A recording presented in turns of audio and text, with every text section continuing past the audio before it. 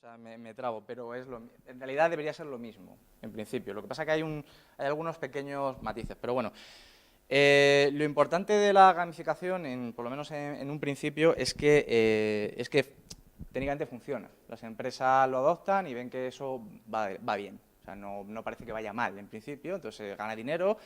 Esto se transmite desde las empresas también a servicios de educación, otros tipos de servicios públicos en los que se pueden cambiar esos entornos por otros que se apliquen a esto de la gamificación, ¿no? O sea, lo de crear entornos que son propiamente lúdicos dentro de entornos que no lo son. También es importante por una frase que dice Zimmerman, que es un estudioso, un investigador de los juegos, porque él considera que en el futuro todo el mundo vamos a ser diseñadores de juegos. Es como una especie de vaticinio, porque de alguna manera va a ser como una habilidad que vamos a tener que adoptar, queramos o no. De hecho, otro de sus vaticinios y de mucha gente es que la bibliografía sobre juegos va a aumentar exponencialmente en los próximos años. De momento es cierto, de momento sí que es cierto que aumenta y cada año hay el triple. Yo creo que hace 5 años podría ser más o menos abarcable, ahora ya empieza no a ser abarcable y dentro de poco pues será como casi cualquier área de estudio, que es prácticamente inabarcable, ¿no? Se siguen citando, pasa también como todas las áreas de estudio, que se siguen citando los mismos y se hablan siempre de las mismas personas, pero aún así el material que se genera nuevo es cada vez mayor y hay mayor interés en este asunto. No solamente por la gamificación, me refiero a los estudios sobre juegos en general, ¿vale? Otra gente dice que vivimos en una sociedad lúdica, que esto es lo más importante, ¿no? Que es como que estamos creando un mundo que está siendo construido para ser jugable, de alguna manera. Sin embargo, otra gente que estudia la gamificación dice esto no es nuevo. O sea, en realidad esto de convertir a un entorno que no sea lúdico en algo lúdico se lleva haciendo durante toda la historia de la humanidad. Entonces dan una definición que es bastante larga, pues ir leyendo mientras, en la que en realidad retoman una tradición muy antigua de Huizinga, sobre todo, y el autor de Homo Ludens y Roger Caillois, que consideran el juego como una especie de ritual. Entonces tiene algo como de ritualístico o de ceremonial, ¿no? Entonces, en realidad, constantemente, nuestra relación con el juego es constante y global en nuestra forma de ser, ya como consustancial del ser humano. Entonces, en realidad no había un paso previo de conceptualización, sino que ya existía esto. Entonces, claro, pero aún así existe una diferencia brutal entre lo que sería la gamificación entendida desde el 2011. Sí, pero Entonces la gamificación es como usar los sistemas o métodos que se usan para crear los videojuegos y aplicarlos sí, o en la sea, vida real. de hecho la idea de McGonigal es, que eso no lo he comentado, gracias, es que los diseñadores de juegos son los que más saben para construir una sociedad mejor. Digamos que los diseñadores de videojuegos son una especie de ingenieros sociales, o nuevos ingenieros sociales del siglo XXI. Esa sería la idea que hay de fondo, ¿vale? Entonces, por eso la idea está de que todo el mundo debería saber aprender a crear juegos, porque en el futuro vamos a necesitarlos para todo, ¿no?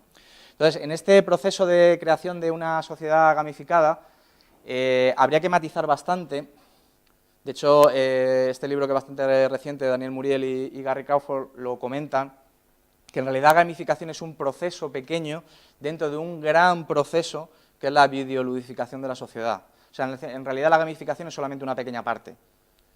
El fondo es parecido, en realidad es una cuestión más conceptual bueno, y abstracta que luego aplicable, pero la idea está en que no solamente estamos hablando de que haya ingenieros sociales, digamos, que sean diseñadores de juegos, que creen en el mundo experiencias lúdicas para que la gente las disfrute constantemente. No se trata solamente de eso, sino de cómo la sociedad en sí, cualquier actividad humana se está convirtiendo realmente en un juego. Y antes de que alguien se dispare y esté pensando, a lo mejor lo está diciendo en un término negativo, no, lo estoy diciendo en un término neutro. En realidad simplemente se convierte en una especie de juego, por muchos motivos, porque toma elementos de los juegos o porque está diseñado como si fuera un juego. Entonces, se puede ver este tipo de cosas, hay muchísimos ejemplos, pero uno de los ejemplos que se pueden ver, digamos, como más palpables, son las webs de este tipo en las que uno busca trabajo y dentro de esas web, en vez de simplemente ser un lugar en el que tú te ofertas como una persona que quiere encontrar trabajo, lo que hacen es clasificarte a lo mejor por el número de visitas que tienes. Si tienes X visitas te dan estrellitas, te comenta cuántos amigos tienes. O sea, en realidad es lo que sucede con casi todas las redes sociales. O sea, no veis que no hay mucha diferencia. Lo que pasa, y esto es lo importante de este tipo de gamificación, es que se empieza a eliminar progresivamente de la sociedad lo que es los castigos y se reemplazan por refuerzos positivos.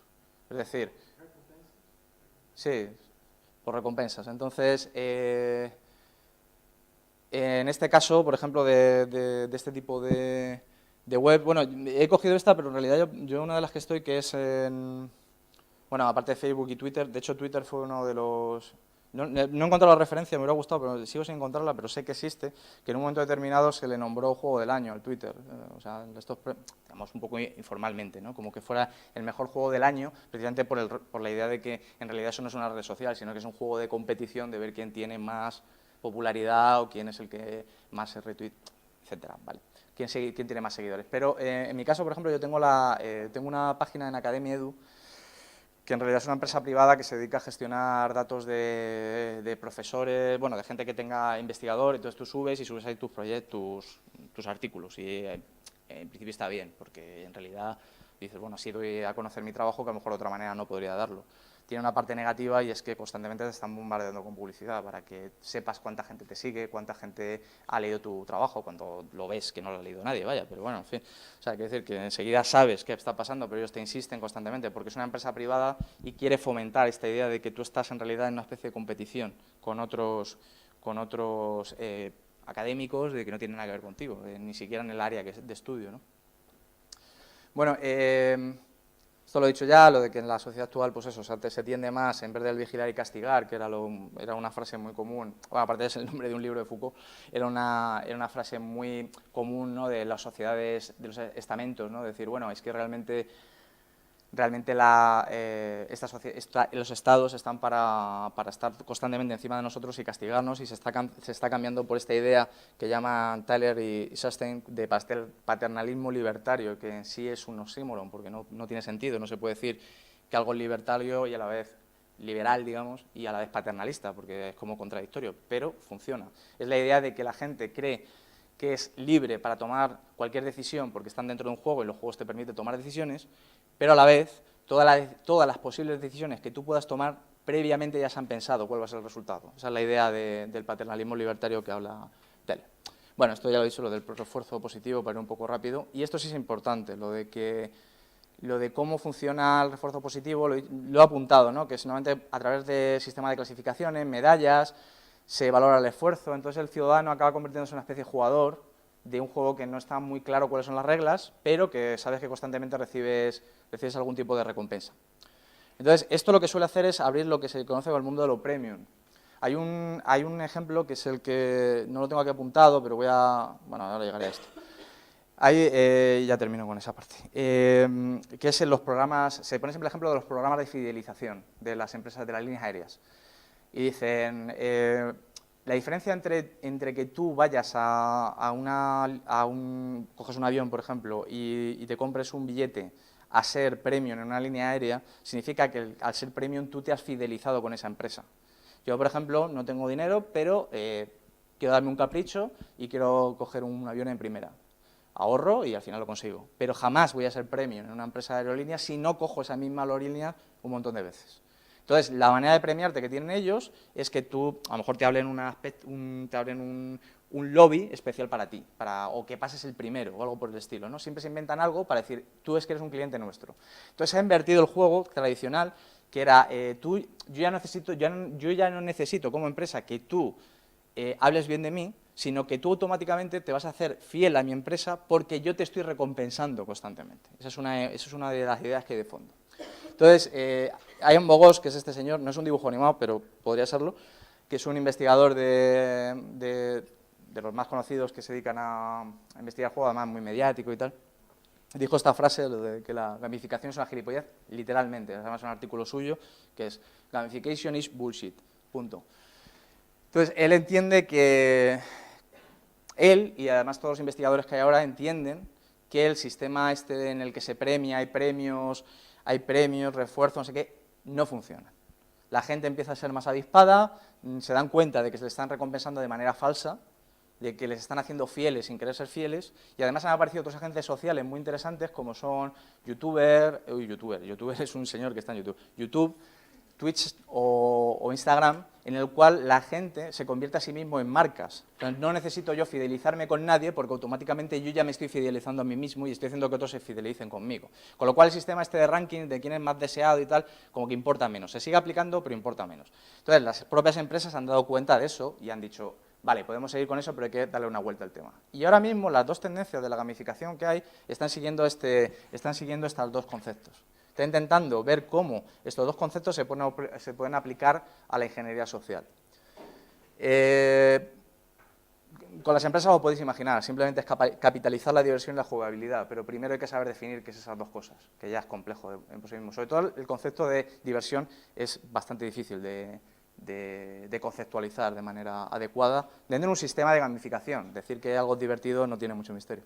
Bueno, entonces, pero hay otro modo, que es el que se está explorando de otros lados, que es entender la gamificación como activismo. Que a mí personalmente me resulta mucho más interesante que el otro modelo, claro. Entonces, la idea está en que la sociedad tiene unas reglas, normalmente tiene reglas que son rígidas y racionales. Habitualmente se entiende así cualquier regla que hay en cualquier estado del mundo. Sin embargo, siempre hay exploits, siempre hay pequeños problemas que tienen las reglas. Siempre hay algún intersticio donde te puedes colar. Te puedes colar, puedes cambiar cosas del sistema, pero sin romperlo, que es lo importante. O sea, lo importante de ser el activismo gamificador es que tú, al entrar en ese intersticio, no estás rompiendo el sistema porque entonces no estás jugando, estás haciendo otra cosa. Es como si yo le planteo un juego a alguien y directamente tira el tablero. Eso no estamos jugando ni él y yo. Pero esa persona sí puede jugar a su manera. Entonces, lo que pretende el activismo de nuevo cuño con la gamificación es coger estos dos, ya termino. Estos dos conceptos, que son el de jugabilidad y el de diversión, y aplicarlos a lo que es el activismo social, y cambiar espacios sociales para que sean divertidos y jugables, pero no estén capitalizados por las empresas, ¿no? Por ejemplo, una de las ideas es del juguetear, de ser un jugador, pero que juguetea con el sistema, es romper esta idea de actuar sin pensar, ¿no? Ya con esto termino, un ejemplo de esta idea. No me acuerdo quién era la activista, perdón, de que lo hizo, pero hay una aplicación de Nike que lo que hace es te pones no sé si va en el reloj o da igual, la cosa es que tú corres y lo típico, y te dice cuánto has gastado de calorías, te dice cuántos kilómetros has recorrido y además te hace un mapa en el cual te dice por dónde has pasado y lo puedes colgar luego a Instagram. Vale, pues esta chica lo que hacía todos los días era recorrer su ciudad y el camino que hacía era el de un pene. Lo dibujaba, vemos, con su carrera. Y luego subía esa foto a tal. Eso no está pensado directamente dentro de la aplicación, pero una manera de utilizar la aplicación para juguetear dentro de lo que con el propio sistema, no que le estaban proponiendo. Perdón por las prisas. Gracias.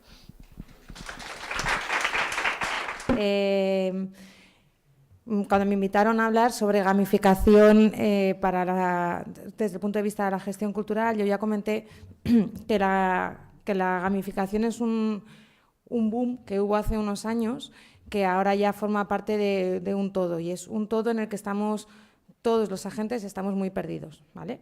Estamos todos esperando que salte el nuevo Santo Grial, que le iba a dar a esto para que no se me vaya tiempo, perdón, que va a ser lo nuevo que va como a solucionar las industrias culturales, ¿no? Que va a ser esa herramienta tecnológica que va a ser la solución. Cuando, creo que ya os lo dije la otra vez, no hay una solución, de momento no la hay ni la va a haber, hay muchas mini soluciones y muchas cosas que podemos utilizar a nuestro favor como gestores culturales. Lo primero de todo es conocer perfectamente bien la tecnología. Eso también os lo dije el otro día. No nos podemos permitir el lujo de, por dedicarnos a la cultura, estar trabajando de espaldas a lo digital. Tenemos que tener muy buena formación en lo digital. Esta mañana se ha presentado el informe sobre cultura digital que hace Acción Cultural. Descargároslo porque es muy interesante todos los artículos que vienen. Y de todas esas tendencias de las que están hablando, vosotros tenéis que saber desarrollar las herramientas, desarrollar cualquier proyecto utilizando esas herramientas. Entonces, gamificación. Voy a hacer unas preguntas iniciales para ver de qué estamos hablando. ¿Vosotros jugáis a videojuegos? ¿Quién sí? Vale, y de los que sí, de móvil y de videoconsola, vale, y de ordenador, vale, poquitos. Los demás, poneros las pilas. O sea, no es un lujo que os podáis permitir, no podéis no conocer el lenguaje de los videojuegos. Si sois torpes como yo con los mandos, hay un montonazo de juegos que podéis jugar en el móvil preciosos y que no hace falta ser muy hábiles con los mandos. Entonces, cuando él ha estado hablando de gamificación, yo voy a retroceder un poquito, me lo iba a saltar, pero creo que no me lo voy a saltar. La gamificación en las industrias culturales se utiliza, como ha dicho vuestra compañera, que no sé dónde está, ella, vamos a utilizar las herramientas, las mecánicas de juego dentro de proyectos que están vinculados a lo cultural, sean museos, sean conciertos, cine, música, lo que vosotros queráis. Entonces, hay una serie de elementos que están más vinculados con la teoría del juego, o sea, que se conocen de toda la vida, cómo hacer que un juego funcione, ¿vale? Este o no vinculado a lo digital, pues lo que él decía, que sea divertido. Que sea divertido, ¿qué significa? Que los jugadores no se aburran, y para que no se aburran, pues los refuerzos tienen que ser variados, tienen que adaptarse todos al tipo de público, por ejemplo, la longitud, los objetivos tienen que ser abarcables. Si haces un juego muy difícil, se te van a ir los jugadores de nivel medio y de nivel bajo. Si haces un videojuego o un juego muy fácil, se te van a ir los usuarios o los jugadores que tienen más nivel. Entonces, todo eso, hay muchísimo, como él decía, hay muchísima literatura que os va a permitir definir y diseñar un proyecto gamificado para las experiencias que vosotros queréis. Se está utilizando la gamificación, como él dice, la sociedad está gamificada, absolutamente todo está gamificado, pero si lo buscamos de una forma mucho más concreta, pues sí, hay muchas formas de gamificar una experiencia. Y no quiero que penséis solo en experiencias digitales, aunque hablemos de innovación, la innovación no tiene por qué ir siempre vinculada a lo digital. Podéis hacer una experiencia gamificada, que es, bueno, él lo contará mejor, pero en los museos ya se ha hecho con los niños, ¿no? Antes de meter cualquier cosa con realidad aumentada o realidad virtual dentro de una visita a un museo, pues antes había papeles o había cosas que los niños tenían que rellenar o había actividades que ir haciendo por los museos. Eso es gamificar. Pero yo me acuerdo, vosotros no habíais nacido, pero en el 92 hubo una exposición universal en Sevilla que estaba gamificada. O sea, tú tenías un pasaporte, el pasaporte de la Expo, y tenías que ir pasando por los distintos pabellones, te ponían un sello y en función de cuántos sellos hubieses completado en tu pasaporte te daban un premio a finalizar. ¿Vale? Eso es gamificar una experiencia. O sea, podéis gamificar prácticamente todo. Si yo soy una institución cultural, ¿para qué voy a utilizar la gamificación? Pues para lo que queráis. A lo mejor lo que necesitáis es fidelizar a vuestra audiencia, ¿vale? Que vuestra audiencia siga activa y creáis un sistema en el que pueda estar cerca de vosotros haciendo actividades. Si es desde el punto de vista del activismo, que me gusta mucho que pusieras ese ejemplo porque no lo había contemplado.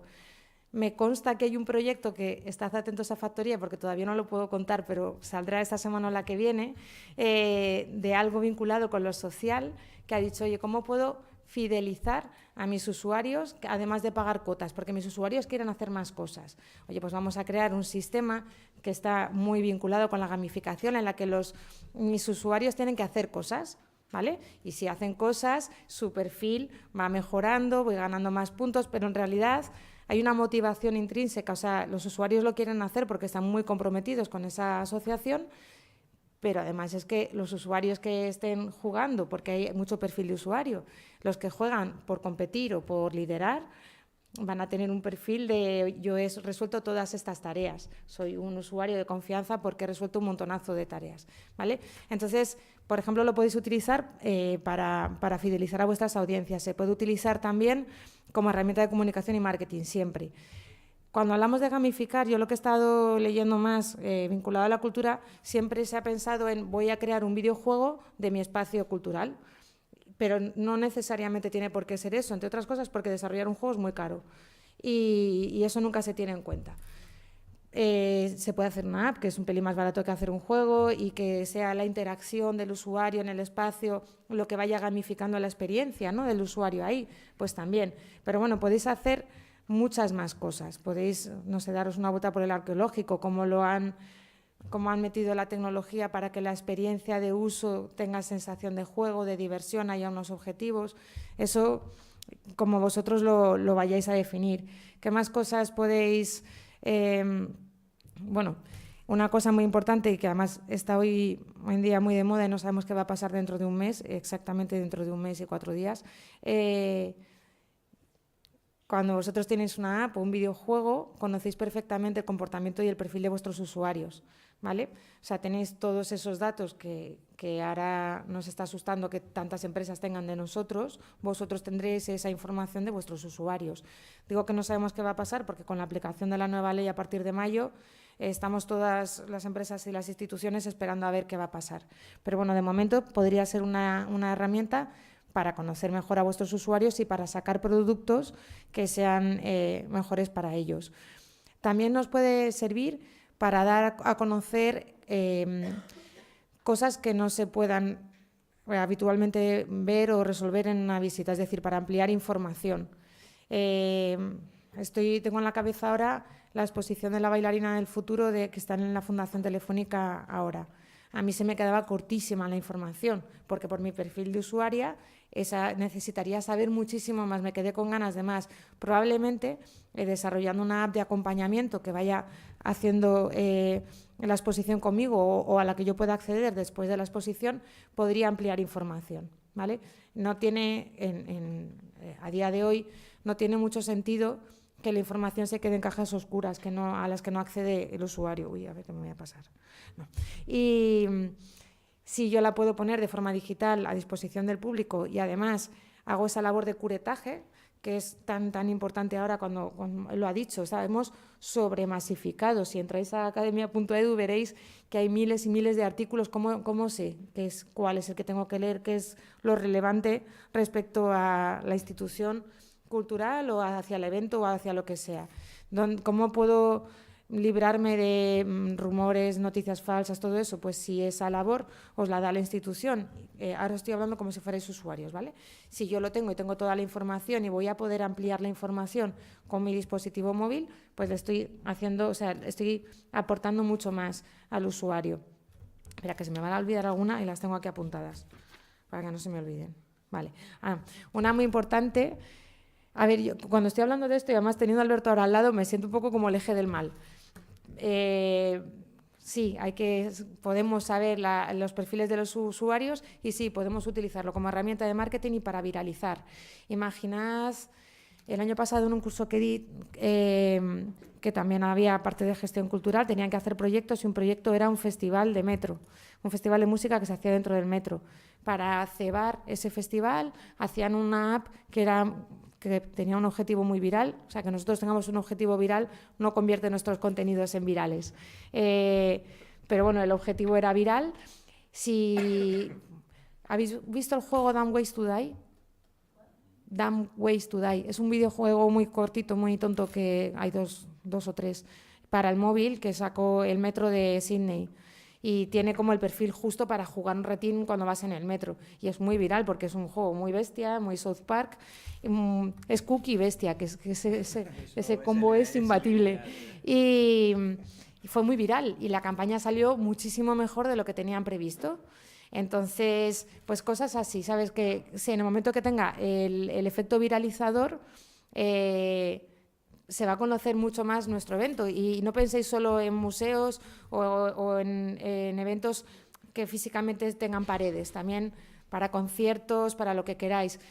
¿Para qué podemos querer gamificar, por ejemplo, un concierto? Imaginad Mad Cool, 80.000 personas, ¿para qué querríamos gamificarlo? Pues para que el máximo número posible de usuarios pasen por todos los stands de las marcas que han pagado por estar en Mad Cool, ¿vale? Si yo soy L'Oréal y pago, imagina, 100.000, no sé cuánto se paga, pero 100.000 euros por estar en Mad Cool, voy a querer que el mayor número posible de gente pase por mi stand. Pues yo soy Mad Cool y voy a garantizarlo a través de un sistema de gamificación. Si pasas por el stand de L'Oréal, te damos puntos y tienes descuentos en cervezas, por ejemplo. Y también lo voy a saber, de momento diría que a julio no sé si podría ser así, pero yo voy a tener mapeados a mis usuarios digitalmente. Los que estén conectados a la app van a poder estar, o sea, yo voy a poder estar viendo los movimientos, puedo prever dónde necesitan más cerveza o dónde necesitan otra cosa. En muchos eventos se está haciendo también, sobre todo en los eventos de chaqueta y corbata, retina en lo que hace el país, tú te bajas la app, te das de alta tu perfil y puedes conectar con el resto de los usuarios. O sea, se utiliza esa parte de gamificación para la socialización. Y es otra forma que lo podemos utilizar, ¿vale? Digo, para salirnos como de lo evidente que es diseñar un videojuego para mi evento o para mi institución. Y no me dejo ninguna, creo. ¿No? Vale. Y sobre todo extender la experiencia cultural fuera de las paredes de nuestros eventos. Estamos teniendo problemas en todas las instituciones culturales con las audiencias, para que la gente vaya, para que la gente se interese, para que la gente haga cosas. Y no somos como el perro de Pavlov, que hay que darnos todo el rato galletitas, pero bueno, pues a lo mejor un poco de galletas sí que hay que dar. Pero no porque haya que hacerlas así, sino porque los usuarios, y con esto voy a ir terminando, los usuarios hemos cambiado mucho. Nuestra forma de relacionarnos con el conocimiento ha cambiado mucho.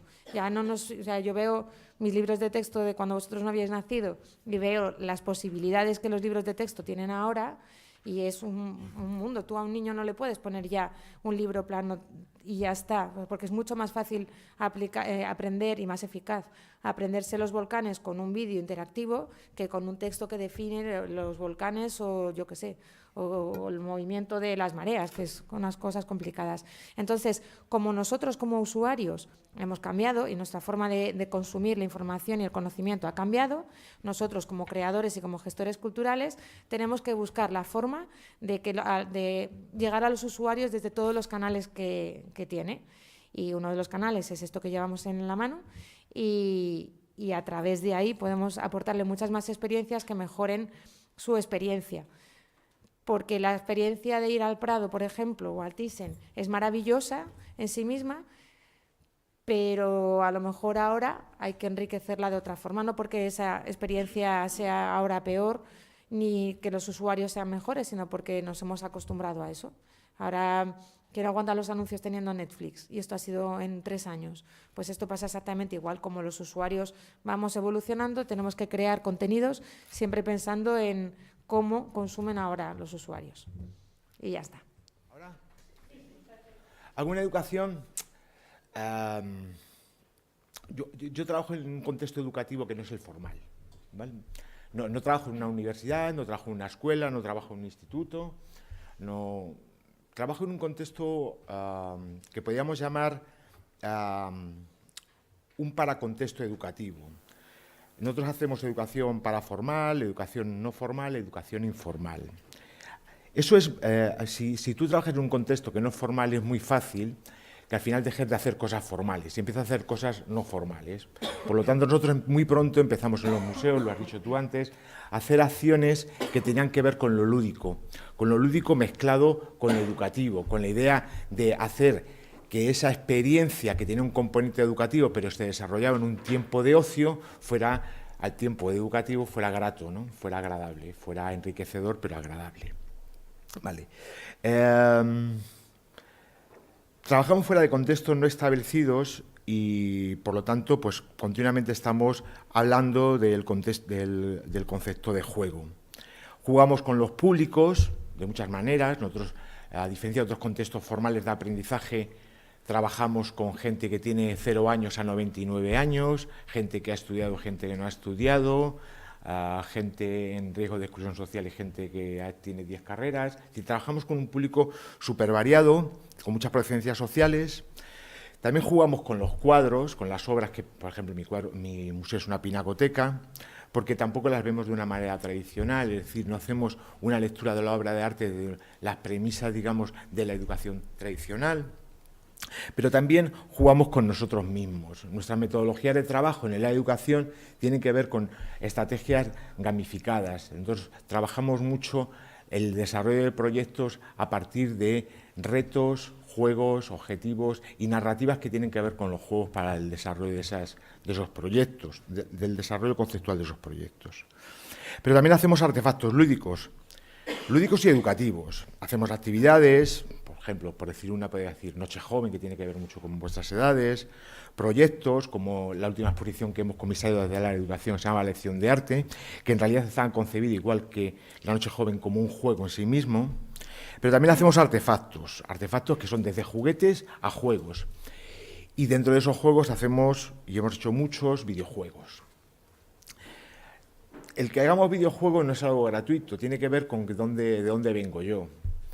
Aparte de todas estas cosas que han dicho, yo cuando terminé mi carrera de educación, por avatares de la vida, acabé trabajando en una de las primeras empresas de desarrollo de videojuegos que había en España, en proyectos muy particulares, como asesor pedagógico. Era una empresa que se llamaba Dynamic Multimedia, que vosotros conoceréis, y en Dynamic... en Dynamic, bueno, estuve haciendo algunas labores con ellos y a partir de ahí se despertó un interés muy grande por desarrollar videojuegos, por participar de esa nueva lenguaje de creación que era el videojuego. También hay que decir que yo, aunque tenga 53 años, yo siempre he jugado a videojuegos. Aunque parezca mentira, la gente de 53 años ya tenemos videojuegos. O sea, porque eso de ese concepto de que nada más, esa idea que nada más juega la gente joven, cada vez está más caduco. O sea, gente con 50 y tantos años ya jugábamos a videojuegos con 15 años, con 14 años o con 17 años. Yo siempre he jugado a videojuegos y en este momento en el que yo estaba terminando de formar, empezando a trabajar en empresas de desarrollo de videojuegos, también en editoriales educativas y también en museos de manera puntual, porque había que hacer de todo un poco para llegar a fin de mes, empecé a ver juegos como Deus Ex Machina, que seguramente recordáis, Second Life, en el que era muy activo yo jugando, o por ejemplo un juego que me marcó mucho y que marcó después el desarrollo de videojuegos que hemos estado haciendo en Museo Thyssen. Era un juego que se llama Ultima Online. ¿Por qué me marcó tanto ese juego? Pues no era por la temática, ni era por la estética, ni era por el contenido, era simplemente que un día jugando a ese videojuego consistía en que tú vivías en un mundo en el que tú tenías una casa en la que ibas guardando cosas que ibas robando o ganando en duelos. Era un espacio así un poco dragones y mazmorras, de la Edad Media y tal. Tú ibas como un caballero, entonces guardabas espadas en esa casa y la gente decoraba las casas. Y me di cuenta que las decoraba con cuadros. Y muchos de esos cuadros eran del Museo Thyssen, donde yo ya estaba trabajando. Y dije, ¿por qué? ¿Por qué son del Museo Thyssen y no son del Museo del Prado? Bueno, era una cosa muy sencilla, que nosotros no protegíamos la imagen. En el Museo del Prado habían puesto marcas de agua y había capado toda la posibilidad de descarga de imágenes. O sea, lo que hacía la gente es que iba donde se podía descargar, donde estaba liberado el contenido. Y se bajaban y decoraban todo. Y dije, bueno, aquí es donde tenemos que estar, porque aquí hay gente que normalmente no está en los museos. Y entonces empezamos a trabajar en distintos proyectos de desarrollo de videojuegos. El primero que empezamos a hacer, que hicimos casi siempre en el contexto de la videoaventura, fue Guido, que es un juego que todavía podéis ver. Eran juegos siempre desarrollados para poder ser jugados en el entorno web. Por lo tanto, había una serie de condicionantes. Primero, a mí el juego de ordenador en página web me parece que es un entorno no demasiado puro de videojuego, ¿vale? Después, no es nada. Pero es donde podíamos entrar, por lo que tú decías antes, porque era la manera más económica de poder hacer videojuegos, esa. Y además el tema de la vida de aventura tenía que ver mucho con la metodología de descubrimiento de la obra de arte en los museos. O sea, el museo siempre se plantea como una aventura de descubrimiento. La visita en un museo es, de una manera u otra, es una aventura de descubrimiento. Empezamos a hacer juegos de ese tipo. Misterio de las miradas en el Thyssen fue el segundo juego. El tercero fue el ladrón del Museo a Medianoche, como ha visto, así muy dramático todo y muy de ladrones y tal.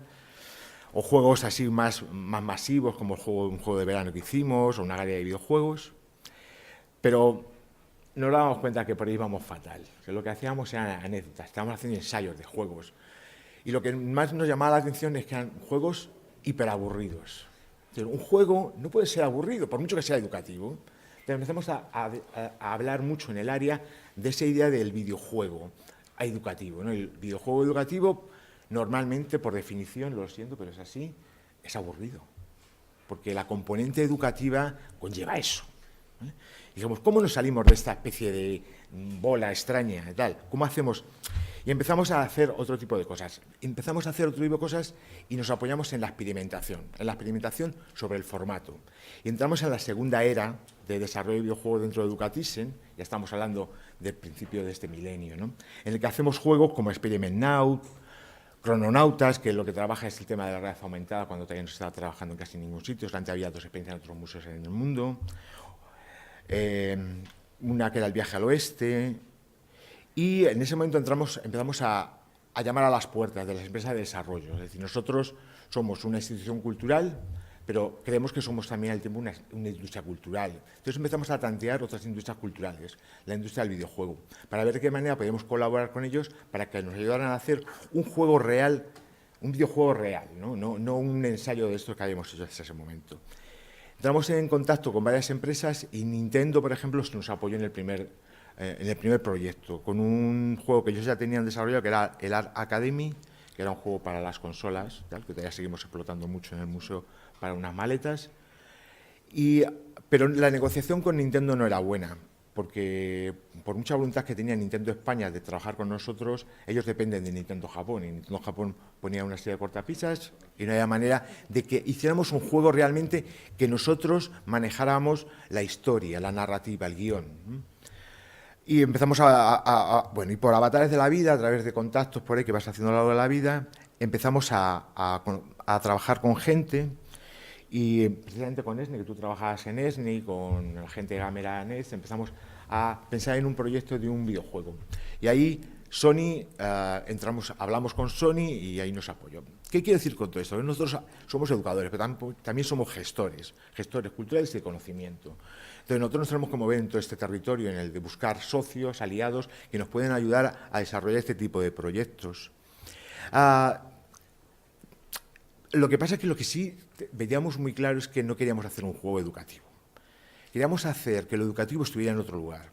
Entonces empezamos a pensar en este proyecto, que al final fue un juego que se llama Nula, que os contaré más de él, en el que lo educativo no iba a estar en el propio juego, a no ser en eso que os decía al principio de la educación informal, ¿no? Eso que puedes aprender también cuando pasas por la calle o vas con tus amigos a tomar unas cañas, sino que el proceso educativo, lo educativo estuviera en el proceso del desarrollo del videojuego. Empezamos a trabajar con chavales de la universidad y empezar a abrir las puertas a gente joven que quisiera aportar de una manera un poco coral y cooperativa pues sus conocimientos, sus experiencias o sus habilidades para el desarrollo del videojuego.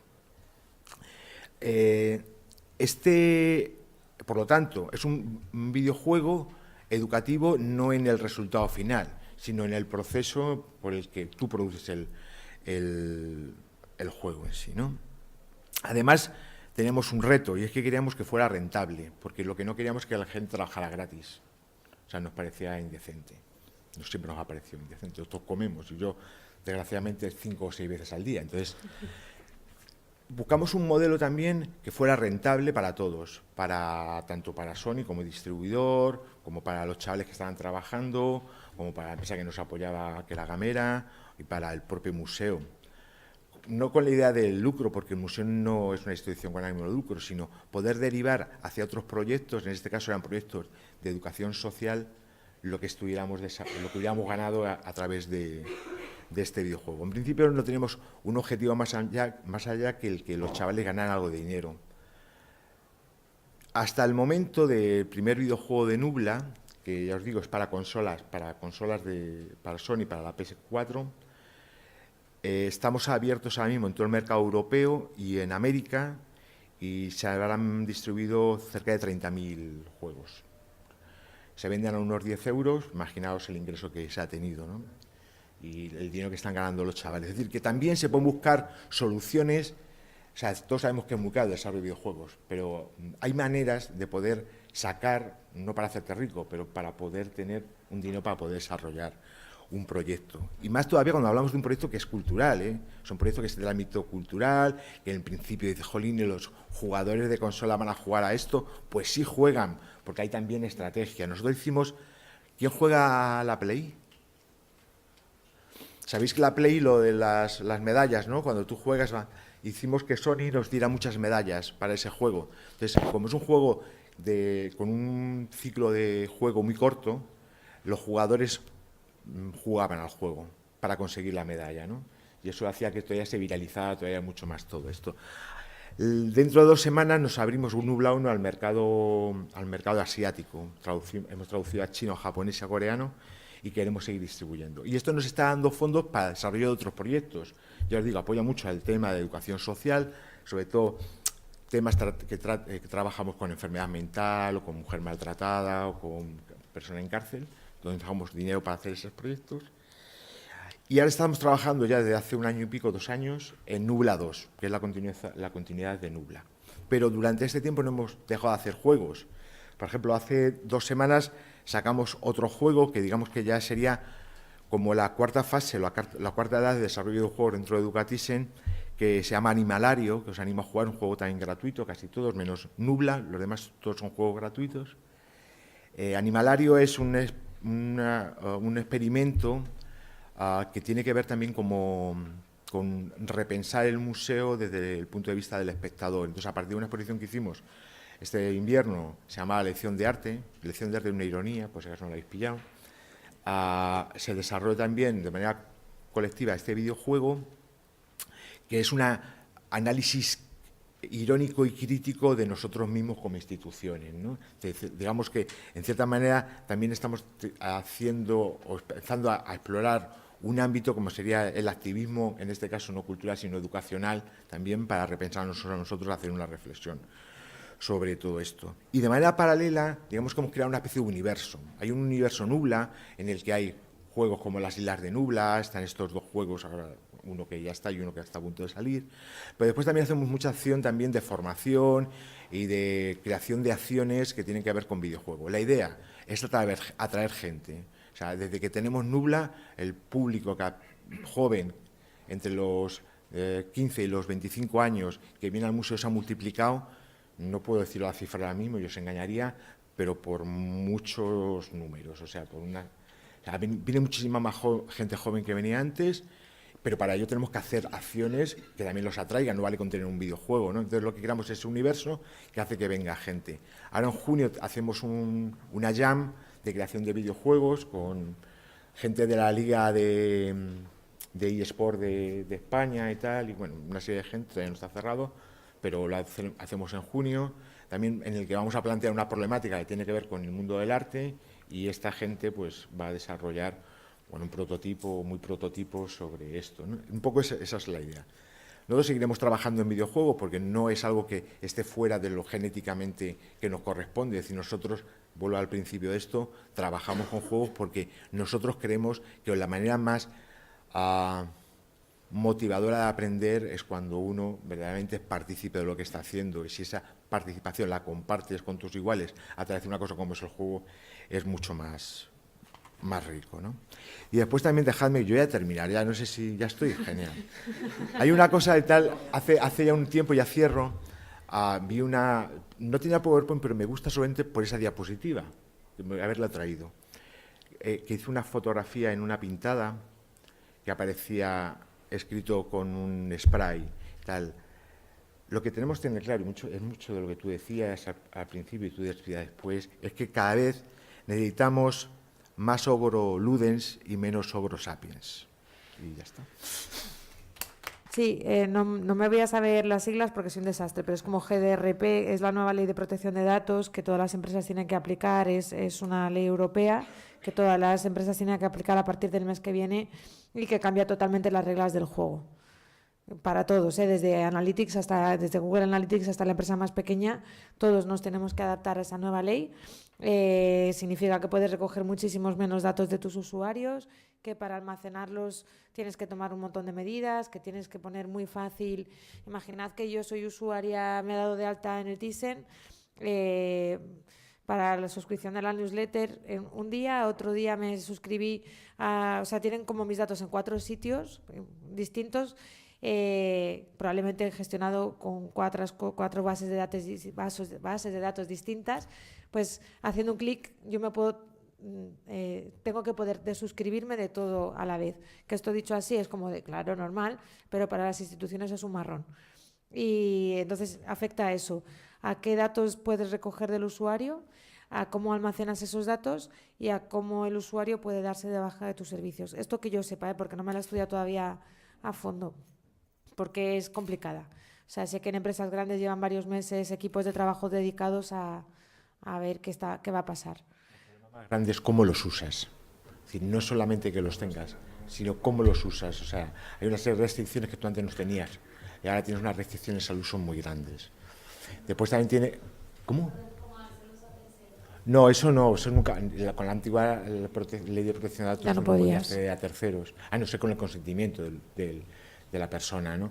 Pero ahora se complica mucho más, porque, por decirte un caso, yo puedo estar suscrito al boletín, como decía, de Museo Thyssen, pero tiene que tener muy claro, tengo que dejar muy claro a ese usuario para qué está suscrito al boletín del Museo Thyssen. Si yo en un momento dado lo que le he pedido, lo que me ha dicho es que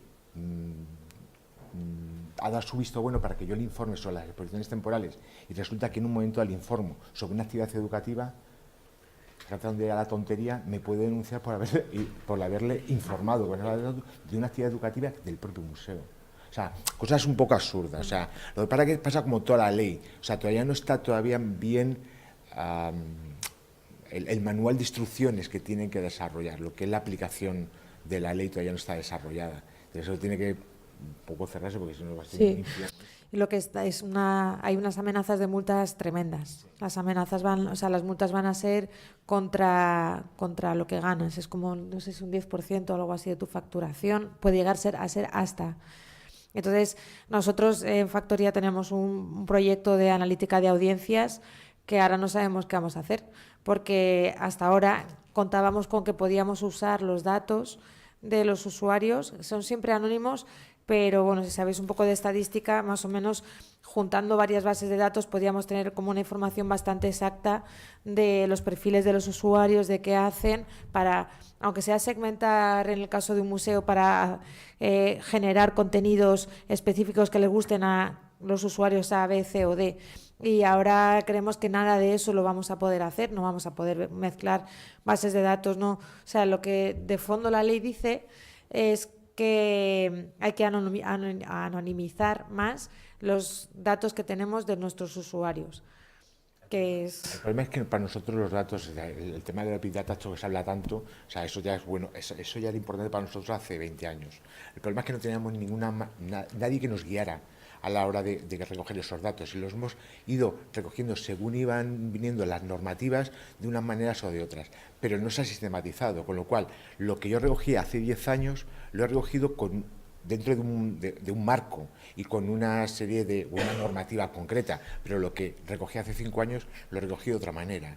Entonces nosotros pensar que nosotros ahora mismo en el museo, o esta mañana en una reunión que tenía yo, podemos estar hablando de que tenemos 100 y pico bases de datos.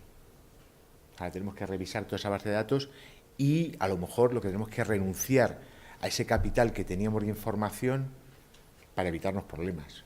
Y eso puede ser muy problemático. Es decir, renuncio al 50% de mi base de datos porque no sé en realidad que esta gente está aquí, tengo sus datos. Es una cosa compleja. Yo quería preguntar, entonces gamificación y ludificación son lo mismo.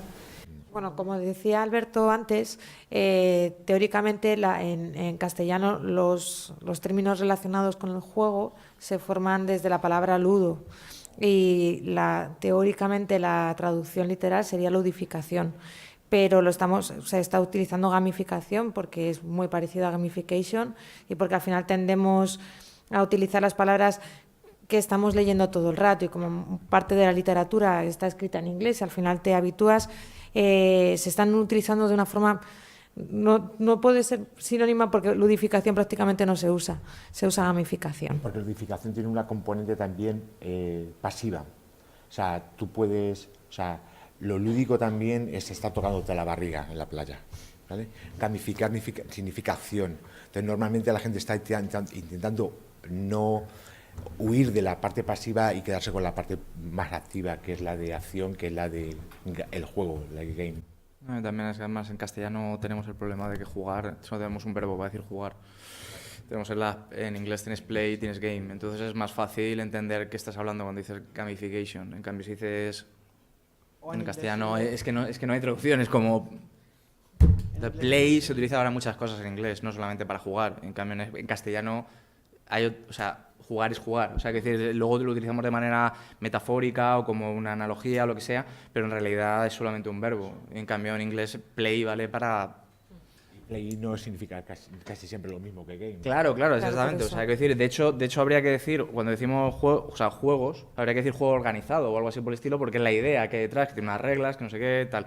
Y en cambio lo que hacen los niños es el play, por ejemplo, ¿no? Cuando no hay reglas o cuando no están bien formadas, etcétera, etcétera. Entonces es complicado. Entonces, en castellano no existe una traducción. Básicamente utilizamos esta pues porque un poco también somos anglófobos todos en del uso constante, pues decimos esta. Por pereza, no es También. por postureo. No, es por- no, sí, Sí, sí, es porque al totalmente. final te acostumbras. Yo que mi especialidad en pedagogía es la semiótica de la educación, o sea, cuidado con el uso de palabras, porque play, por ejemplo, playgroom, o sea, es zona de juegos, el patio y tal, tiene una componente liberalizadora del que juega, o sea, Claro. es algo libre. Game es una regla, es algo que está arreglado, sí. algo social. Y se está utilizando en el contexto español la palabra más de reglamentación del juego, es decir, el juego organizado, el juego que hay alguien que está... Claro, por poniendo- eso un poco la idea Una cosa un poco- por eso un poco la idea del activismo que detrás es como retomar esta parte del play, de lo de jugar más de manera libre. Claro, o sea, es decir, a nosotros nos gusta jugar juegos, es verdad que es muy bonito someterse a unas reglas, pero lo que también está bien es buscar dentro de esas reglas los intersticios para jugar a tu modo, digamos, ¿no? O sea, que te den opciones. En psicología se llama juego libre. O sea, Sí, que- ¿no? Claro. Bueno, y no sé qué también... y sí que quería apuntar una cosa, es que sí que en el libro de Daniel Muriel sí que se utiliza videoludification en inglés, que es algo como raro, porque normalmente nadie lo utiliza la palabra latina en ese contexto. Hombre, también es porque él es español, escribe en inglés y el compañero que ha escrito con él, claro, debe ser como, vale, pues esto a lo mejor describe mejor la idea, ¿no? O yo que sé, a lo mejor un plurito académico hay de alguna manera, pero en realidad es de los pocos sitios que he visto la palabra ludification en inglés en estos contextos, vaya, o sea, que de todo lo que he leído, seguro que hay más, ¿no? Pero que recuerde ellos como aquí, es el único sitio donde lo dicen. Pero más que nada por esto que he dicho de que ellos consideran que la gamificación es solamente una parte de todo el contexto, que es solamente una parte pequeñita de todo lo que está sucediendo alrededor, de un proceso que en el que prima los videojuegos sobre otros tipos de juego y tal. Bueno, es una hipótesis un poco ambiciosa y tal. Entonces en inglés hay gamification y videofication.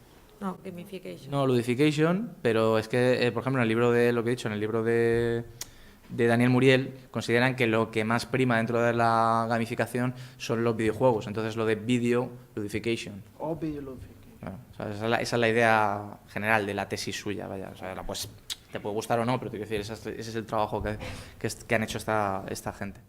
Es que me llama, bueno, a ver, también ha empezado a hablar más que todo en cultura, todo el rollo de mediación y tal, pero me llamó la atención que ninguno ni lo tocó como el tema, y me parece que la mediación en todo lo que es la cultura, ¿verdad? Como que, a ver, era un tema más político, pero que se ha empezado a usar mucho en materia de cultura y para generar comunidad, involucrar, fidelizar a través de la mediación.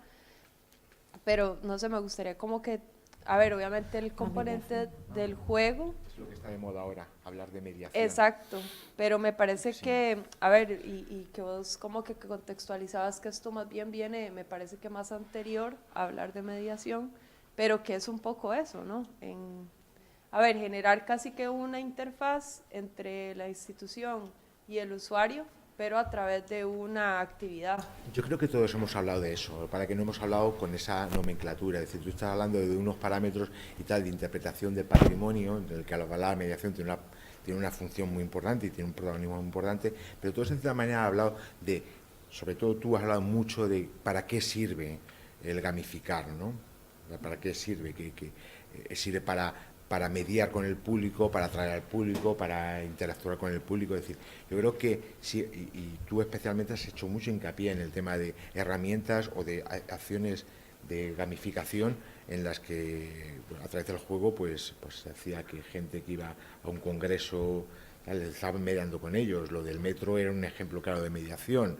Yo te puedo poner 20.000 ejemplos de museos, no 20.000 porque tampoco los museos han hecho 20.000 acciones de este tipo, pero yo me acuerdo de una, por ejemplo, de Metropolitan, en la que para atraer público, turistas que fueran al Metropolitan, hicieron una aplicación que era Muerte en el Museo, no sé si la habéis visto alguna vez, que era, tú llegas al aeropuerto en Nueva York y lo primero que había eran carteles, se busca, algo, asesinato.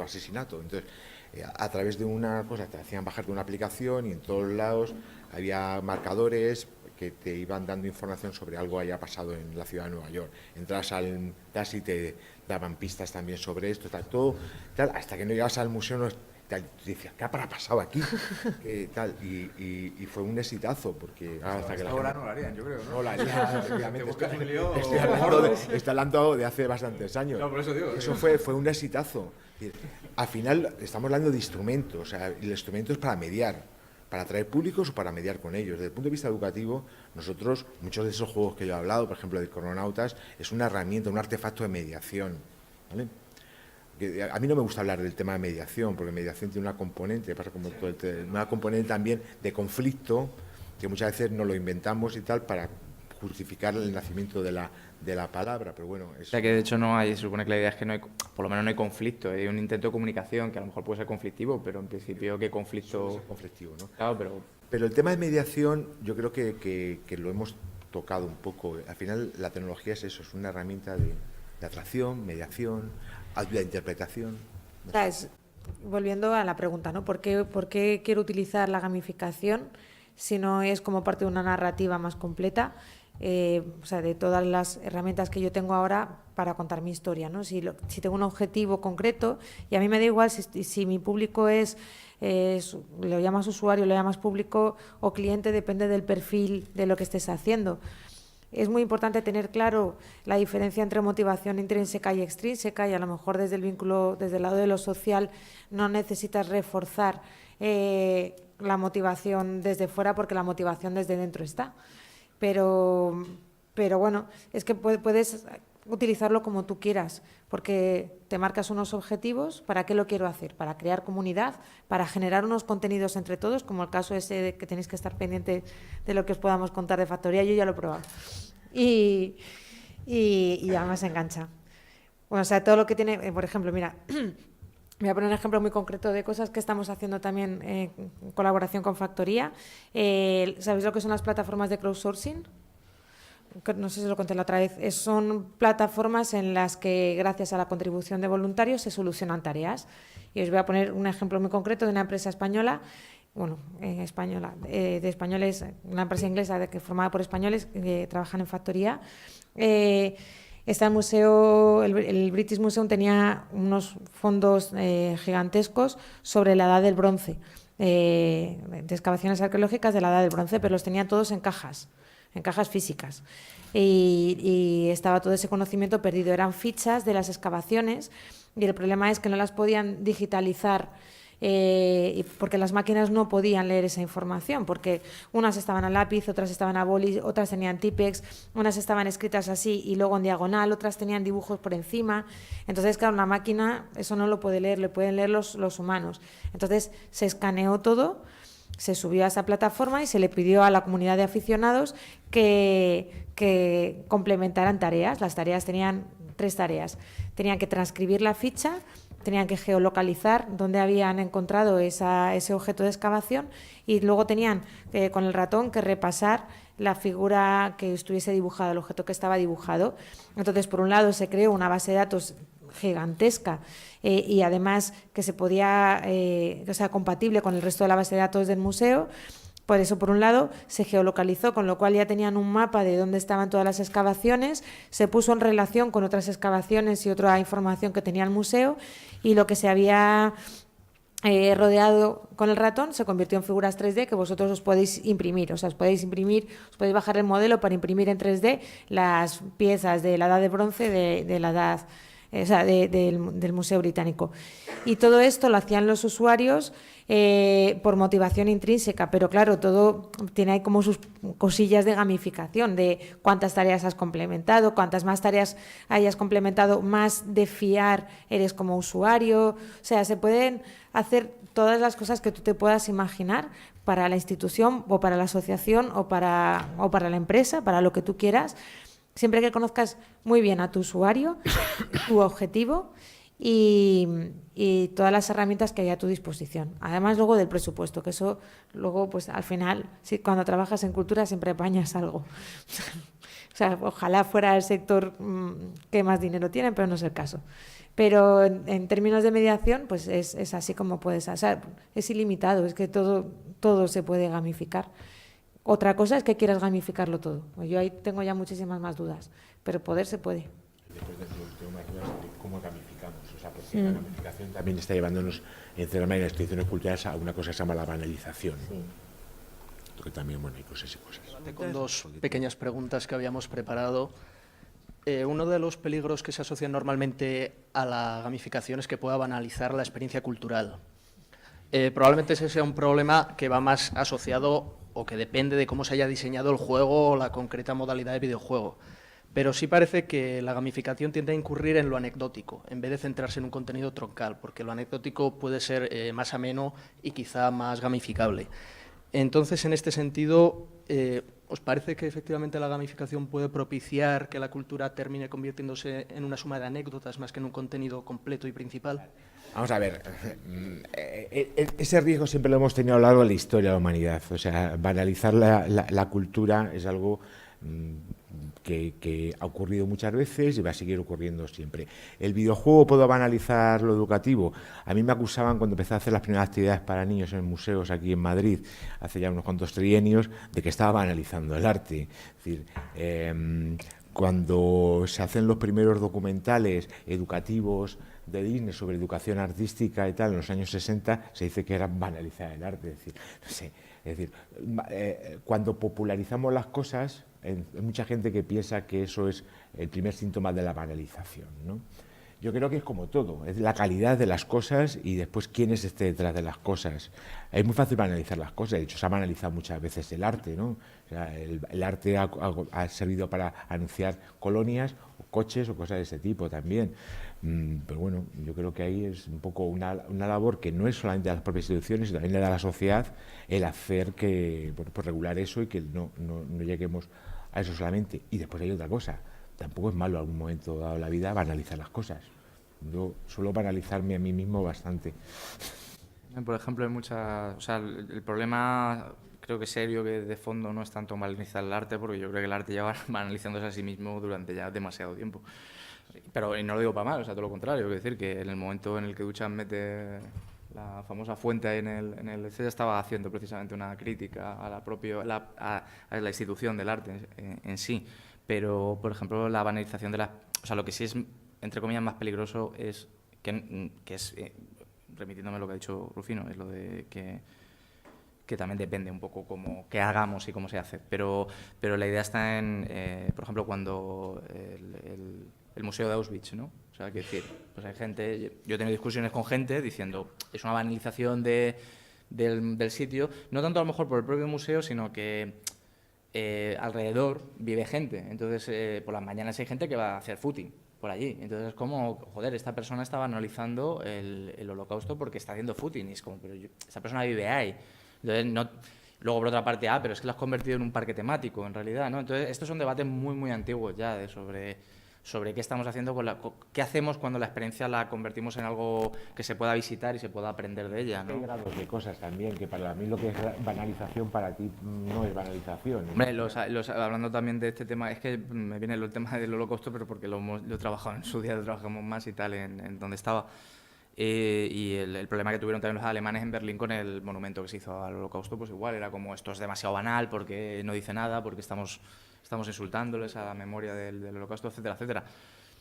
Pues claro, ese es un problema, pero es un problema de subjetividades, también de la sensibilidad de cada país hacia un elemento que a lo mejor la seriedad no ha sido cerrada. O sea, es complicada, es muy complicada. Es un tema muy complicado que creo que trasciende el del arte, vaya, quiero decir, el arte es una parte de todo esto y bueno, que la gente a lo mejor se tiene que divertir más en términos de implicación con el elemento que están disfrutando. Claro, ¿no? pero además, o sea, banalización del arte a mí me suena un poco snob, ¿eh? Claro, entiendo lo que quieres decir, pero depende de cómo gamifiques. A mí me resulta muchísimo más interesante lo que él ha dicho de tenemos nuevas audiencias en las instituciones que se están quedando obsoletas, que el ticket medio de ciertos teatros en Madrid está en gente de 50 años para arriba, y qué va a pasar con esas instituciones y por qué no están los chavales de 15, los chavales y las chavalas de 15 yendo. porque nuestro perfil como consumidores de arte también ha cambiado, de arte y de cultura también ha cambiado, y nos cansamos y necesitamos otras cosas y otros estímulos, y no creo que eso sea malo, simplemente es que hemos cambiado nuestros hábitos y no pasa nada. Habrá cosas que sigan funcionando exactamente igual para ciertos perfiles de usuarios, y habrá otras que hay que ponerles un poquillo de chicha, pero no creo que sea especialmente malo, sobre todo porque verás que yo soy guapa. Y mira que tenía que salir. O sea, claro, es que ¿qué ha pasado con ese vídeo? Es la máxima banalización y es el mejor vídeo de la historia de la humanidad. Porque el de Colón no ha llegado ni a la mitad de guay. Pero eso es malo. ¿Qué va? Que todo el mundo pueda conocer, y a lo mejor luego se enamora, y a lo mejor luego su consumo de arte se vuelve más tradicional. Pero sería maravilloso que gente que de ninguna forma iría a la ópera o al museo o a otro sitio por un juego lo descubra y luego se enamore y se quede, ¿no? A mí, vamos, si está bien hecho. En esa misma línea de lo que estabais comentando, ¿no creéis que se puede jugar también un poco al discurso opuesto? No tanto la banalización de la cultura a partir del juego, sino la desbanalización del juego desde la cultura, como... Quizás es un poco situacionista lo que quiero decir, pero en muchos sentidos quizás entiende el juego y todo el proceso lúdico y la experiencia misma como algo que desnutre de contenido a las cosas cuando pudiera ser al revés.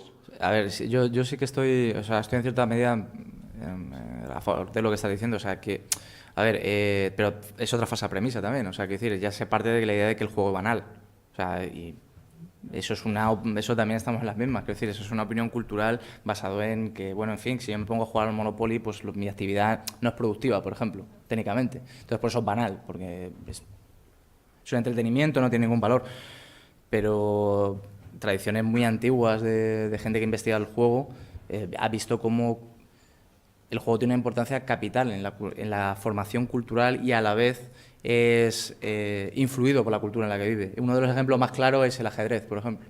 El ajedrez es como es gracias a una selección, digamos, entre comillas, natural de elementos culturales que han ido transformando el propio juego. Y el ajedrez ahora se tiene como el juego uno de los juegos más cultos, ¿no? En plan de, claro, la gente culta, de hecho es la forma de representar siempre el juego, suele ser el ajedrez, porque es como muy cerebral, etcétera, etcétera. Sobre todo en el cine, ¿no? Y bueno, en literatura también. Pero era un juego popular, entre comillas. O sea, no era como otros juegos de dados que tentaban más a la suerte y tal, que sí que eran más, a lo mejor más populares, pero sí era un juego popular. Y de hecho, si es como es ahora, es gracias a porque lo jugaba todo el mundo, o lo jugaba mucha gente, ¿no?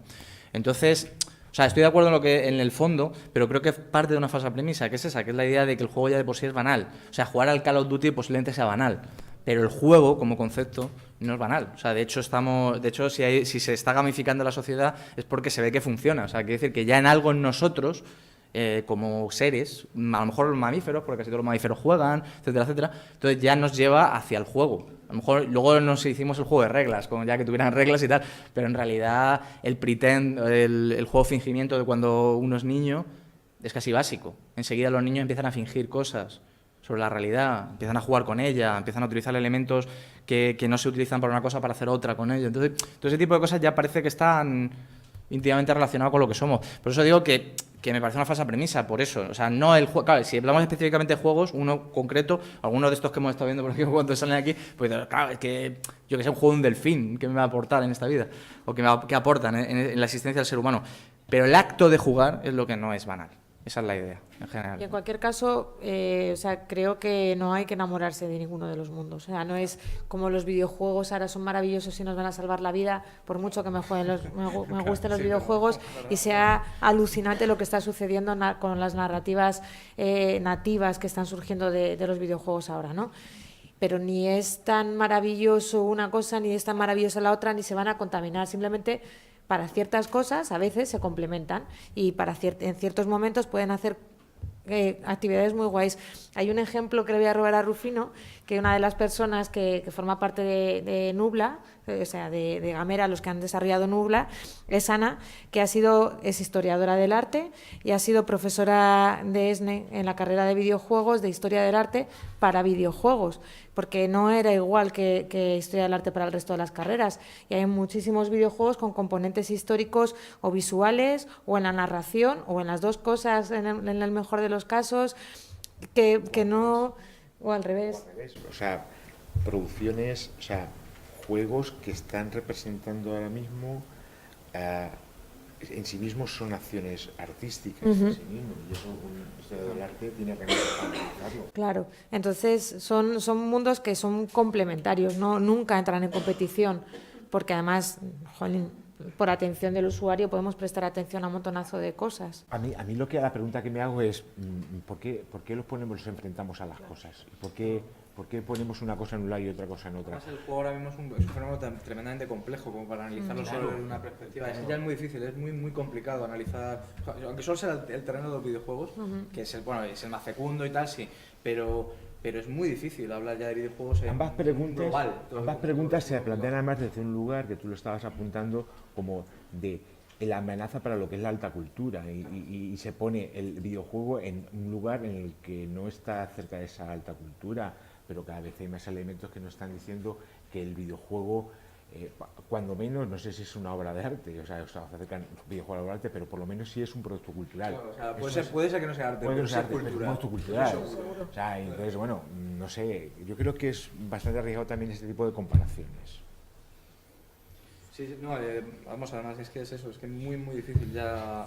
O sea, el videojuego lo que pasa es que está yendo muy rápido en su desarrollo artístico. O sea, ahora es muy... O sea, ha pasado en 20 años, 30, vamos a poner en 30 años, pero sobre todo estos últimos 15 años ha sido ha sido un boom explosivo de obras artísticas brutales dentro del videojuego, porque antes siempre estaba esta idea de, bueno, vamos a intentar hacer algo que sea entretenido para la gente. Mismamente con los que me he criado yo, que son los juegos de dinámica, ahora que lo estaba pensando, pues tenía un poco esa idea, no había un producto, aunque hubiera algunos... Siempre hay algún fan terrible por ahí, ¿no? Que saca algún videojuego que lo distribuye entre sus amigos, pero en realidad la industria fuerte era la de otro entretenimiento más. Entonces nadie se lo planteaba como si eso fuera un objeto cultural y artístico de peso. Sí, ahora ya es todo lo contrario, nadie lo niega. El ejemplo que te ponía yo, que también es de aquella época, que es Deus Ex Machina, que era un vídeo para... el Deus Ex ya es otro... Era para Spectrum, en el que tú el juego lo cargabas en la memoria con un radio cassette, si cargaba. Después lo buenísimo de este videojuego, es que tenía dos cintas de cassette. Una era el juego, cargabas el juego y jugabas, pero cuando empezaba el juego empezaba una cuenta atrás y tenías la otra cinta, la metías en el cassette y dabas al play y ya tenías la banda sonora. Esto, la verdad, para que no sepa, que o sea, ese tipo de juegos de cinta, bestial. Eso crearon además toda una generación de niños y de niñas con estrés, porque nunca sabías si iba a cargar eso, era como... Joder, nunca sabías si ibas a tener un juego, porque tenías que tardar 10-20 minutos en que cargase, entonces era como, por Dios. Y luego sacaron los multicarga, que ya era locura, de pasarte todo el juego, llegar a la última misión, tener que cargarla y decir, rea de error y nada. Y se acabó.